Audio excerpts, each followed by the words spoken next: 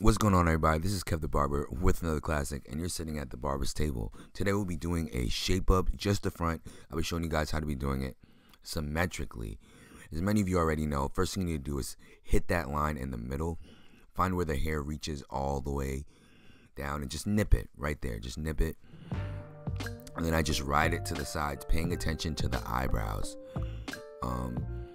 I know how far I want to go compared to the, I go like 3/4 to the edge of the eyebrow, the highest point of the eyebrow, generally speaking. And that's where I make my first line. This whole video is going to be done in real time so that you guys don't have to imagine how it is in slow motion or whatever. You see how that line is right there? You look there, that's where the box is going to start. Then I just mirror that on the other side.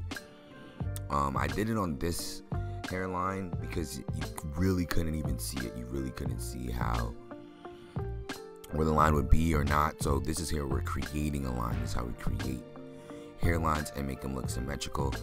Now, first thing I did is it looked a little low on the right side where I'm at right now.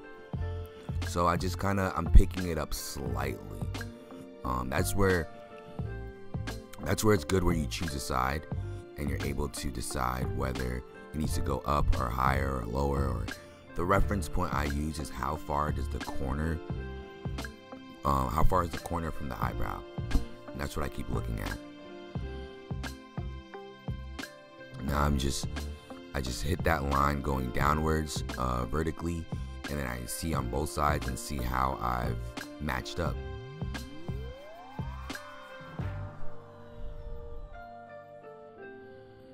The reason I just tap the line as I do instead of drag it all the way down and clean up the whole forehead is I get to see the line clearer and see how well I did. If it's symmetrical, if I need to go up higher or lower, the dark spots all around make the line a little more clear. See, so now for the side, I know this can be a little tricky for some of you guys. You got to start with points. Always use points like I did in the beginning. Pointed at the bottom of the box and then there for the hairline. Then you connect the points together.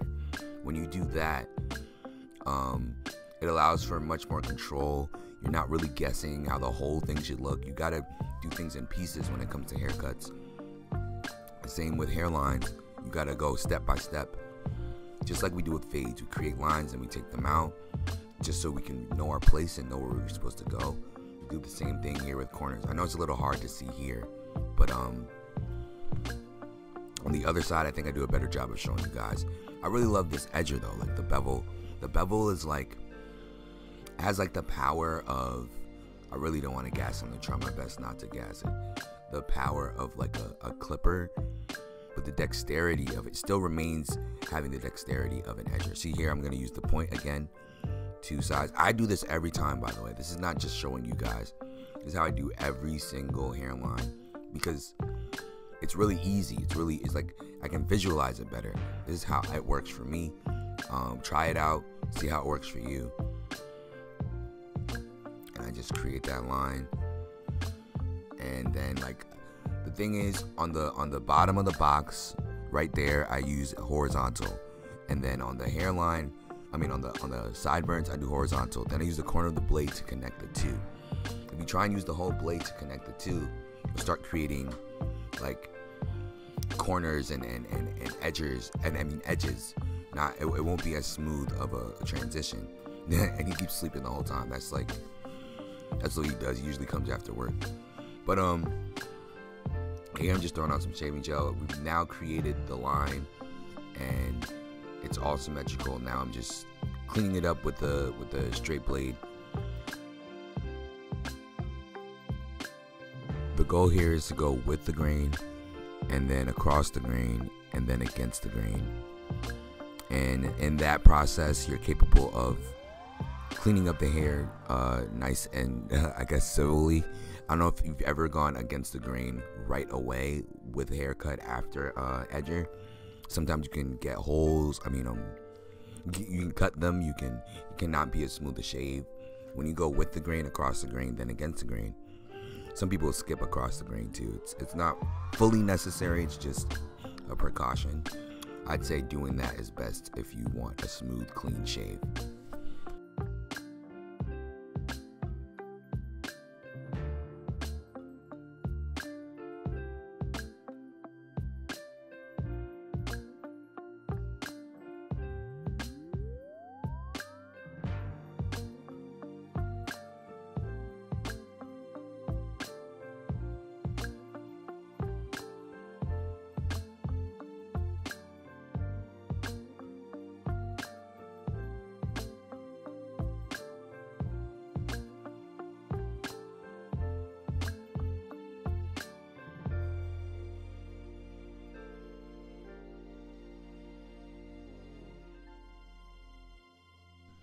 thank you guys for watching today's episode of The Barber's Journey. Don't forget to like, comment, and subscribe, and comment anything you want to see below. We coming back stronger than ever. Just dropped the second video in a row. Come on, y'all know I'm ready. Well, maybe might not be, but I mean, I'm still gonna try. All right, y'all. See you guys in the next video.